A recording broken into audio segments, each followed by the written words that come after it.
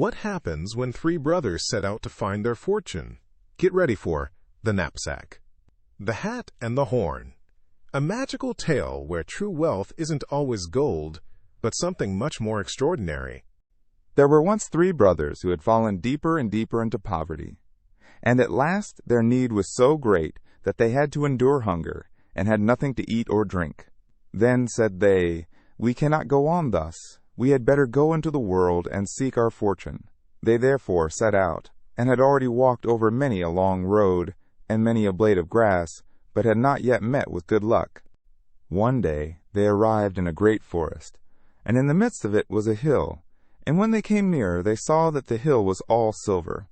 Then spoke the eldest, "Now I have found the good luck I wished for, and I desire nothing more." He took as much of the silver as he could possibly carry, and then turned back and went home again. But the two others said, "We want something more from good luck than mere silver," and did not touch it, but went onwards. After they had walked for 2 days longer without stopping, they came to a hill which was all gold. The second brother stopped, took thought with himself, and was undecided. "What shall I do?" said he. "Shall I take for myself so much of this gold that I have sufficient for all the rest of my life, or shall I go farther?" At length he made a decision, and putting as much into his pockets as would go in, said farewell to his brother, and went home. But the third said, "Silver and gold do not move me. I will not renounce my chance of fortune. Perhaps something better still will be given me." He journeyed onwards, and when he had walked for 3 days, he got into a forest which was still larger than the one before, and never would come to an end, and as he found nothing to eat or to drink, he was all but exhausted. Then he climbed up a high tree to find out if up there he could see the end of the forest, but so far as his eye could pierce he saw nothing but the tops of trees. Then he began to descend the tree again, but hunger tormented him, and he thought to himself, "If I could but eat my fill once more." When he got down, he saw with astonishment a table beneath the tree richly spread with food, the steam of which rose up to meet him. "This time," said he, "my wish has been fulfilled at the right moment." And without inquiring who had brought the food or who had cooked it, he approached the table and ate with enjoyment until he had appeased his hunger. When he was done, he thought, it would after all be a pity if the pretty little tablecloth were to be spoilt in the forest here, and folded it up tidily and put it in his pocket. Then he went onwards, and in the evening, when hunger once more made itself felt, he wanted to make a trial of his little cloth, and spread it out, and said, "I wish thee to be covered with good cheer again." And scarcely had the wish crossed his lips, than as many dishes with the most exquisite food on them stood on the table as there was room for. "Now I perceive," said he, "in what kitchen my cooking is done. Thou shalt be dearer to me than the mountains of silver and gold." For he saw plainly that it was a wishing cloth. The cloth, however, was still not enough to enable him to sit down quietly at home. He preferred to wander about the world and pursue his fortune farther. One night he met, in a lonely wood, a dusty, black charcoal burner, who was burning charcoal there, and had some potatoes by the fire, on which he was going to make a meal. "Many thanks," replied the traveler. "I won't rob thee of thy supper. Thou didst not reckon on a visitor, but if thou wilt put up with what I have, thou shalt have an invitation." "Who is to prepare it for thee?" said the charcoal burner. "I see that thou hast nothing with thee, and there is no one within a 2 hours' walk who could give thee anything." "And yet there shall be a meal," answered the youth, "and better than any thou hast ever tasted." Thereupon he brought his cloth out of his knapsack, spread it on the ground, and said, "Little cloth, cover thyself." And instantly boiled meat and baked meat stood there, and as hot as if it had just come out of the kitchen. The charcoal burner stared, but did not require much pressing. He fell to, and thrust larger and larger mouthfuls into his black mouth. When they had eaten everything, the charcoal burner smiled contentedly, and said, "Hark thee, thy tablecloth has my approval. It would be a fine thing for me in this forest, where no one ever cooks me anything good. I will propose an exchange to thee. There in the corner hangs a soldier's knapsack, which is certainly old and shabby, but in it lie concealed wonderful powers. But as I no longer use it, I will give it to thee for the tablecloth. I must first know what these wonderful powers are, answered the youth. That will I tell thee, replied the charcoal burner. Every time thou tappest it with thy hand, a corporal comes with 6 men armed from head to foot, and they do whatsoever thou commandest them. So far as I am concerned, said the youth, if nothing else can be done, we will exchange. And he gave the charcoal burner the cloth, took the knapsack from the hook, put it on, and bade farewell. When he had walked a while, he wished to make a trial of the magical powers of his knapsack, and tapped it. Immediately the 7 warriors stepped up to him, and the corporal said, What does my lord and ruler wish for? March with all speed to the charcoal burner, and demand my wishing cloth back. They faced to the left, and it was not long before they brought what he required, and had taken it from the charcoal burner without asking many questions. The young man bade them retire, went onwards, and hoped fortune would shine yet more brightly on him. By sunset he came to another charcoal burner, who was making his supper ready by the fire. If thou wilt eat some potatoes with salt, but with no dripping, come and sit down with me, said the sooty fellow. No, he replied, this time thou shalt be my guest. And he spread out his cloth, which was instantly covered with the most beautiful dishes. They ate and drank together, and enjoyed themselves heartily. After the meal was over, the charcoal burner said, Up there on that shelf lies a little old worn-out hat which has strange properties. When anyone puts it on and turns it round on his head, the cannons go off as if 12 were fired altogether, and they shoot down everything so that no one can withstand them. The hat is of no use to me, and I will willingly give it for thy tablecloth.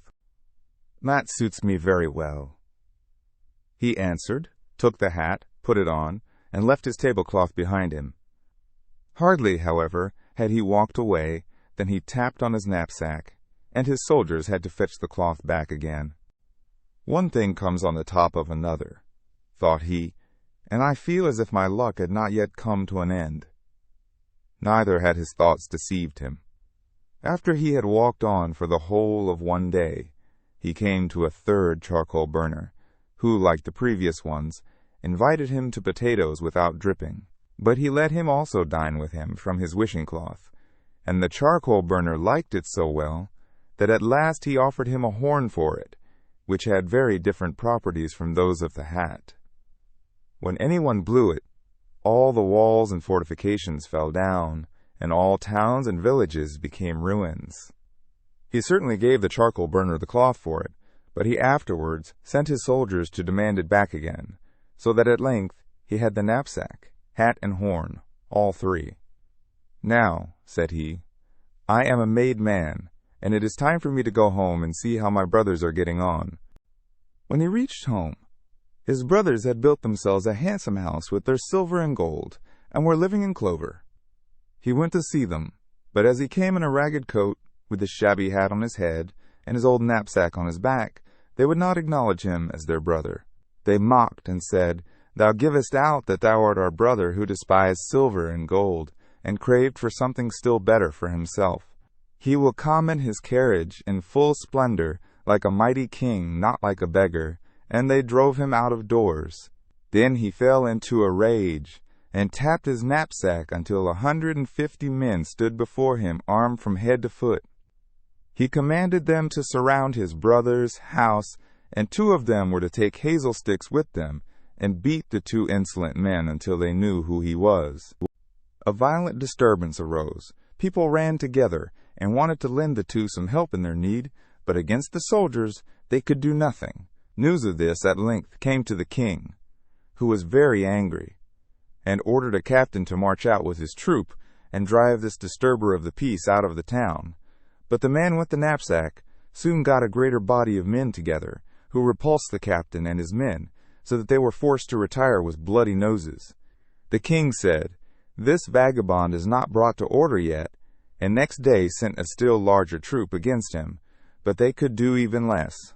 The youth set still more men against them, and in order to be done the sooner, he turned his hat twice round on his head, and heavy guns began to play, and the king's men were beaten and put to flight. And now, said he, I will not make peace until the king gives me his daughter to wife, and I govern the whole kingdom in his name." He caused this to be announced to the king, and the latter said to his daughter, "Necessity is a hard nut to crack. What remains to me but to do what he desires? If I want peace, and to keep the crown on my head, I must give thee away." So the wedding was celebrated, but the king's daughter was vexed that her husband should be a common man, who wore a shabby hat and put on an old knapsack. She wished much to get rid of him, and night and day studied how she could accomplish this. Then she thought to herself, "Is it possible that his wonderful powers lie in the knapsack?" And she dissembled and caressed him, and when his heart was softened, she said, "If thou wouldst but lay aside that ugly knapsack, it disfigures thee so, that I can't help being ashamed of thee." "Dear child," said he, "this knapsack is my greatest treasure. As long as I have it, there is no power on earth that I am afraid of." And he revealed to her the wonderful virtue with which it was endowed. Then she threw herself in his arms as if she were going to kiss him, but dexterously took the knapsack off his shoulders and ran away with it. As soon as she was alone, she tapped it and commanded the warriors to seize their former master and take him out of the royal palace. They obeyed, and the false wife sent still more men after him, who were to drive him quite out of the country. Then he would have been ruined if he had not had the little hat. But his hands were scarcely at liberty before he turned it twice. Immediately the cannon began to thunder, and struck down everything, and the king's daughter herself was forced to come and beg for mercy. As she entreated in such moving terms, and promised amendment, he allowed himself to be persuaded and granted her peace. She behaved in a friendly manner to him, and acted as if she loved him very much, and after some time managed so to befool him, that he confided to her that even if someone got the knapsack into his power, he could do nothing against him, so long as the old hat was still his. When she knew the secret, she waited until he was asleep, and then she took the hat away from him, and had it thrown out into the street. But the horn still remained to him, and in great anger he blew it with all his strength. Instantly all walls, fortifications, towns, and villages toppled down, and crushed the king and his daughter to death. And had he not put down the horn, and had blown just a little longer, everything would have been in ruins, and not one stone would have been left standing on another. Then no one opposed him any longer, and he made himself king of the whole country. The journey of the third brother teaches us that true fortune is not just about silver or gold, but about perseverance, cleverness, and the wise use of one's gifts. While great power can bring many advantages, true kindness and trust are even more valuable. Always be cautious with whom you share your secrets, and remember that wisdom and honesty can lead to lasting happiness and success. Ever dreamed of being the hero? Now you get to be the star. Your adventure starts at TalesMio. Visit talesmio.com now.